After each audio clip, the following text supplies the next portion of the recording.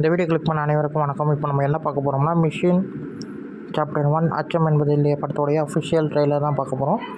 Director யாருன்னு பார்த்தீங்கன்னா AL Vijay அவருடைய டைரக்ஷனில் ஜிவி பிரகாஷ் மியூசிக்கில் படம் வரப்போகுது. செம்மையாக இருக்குங்க.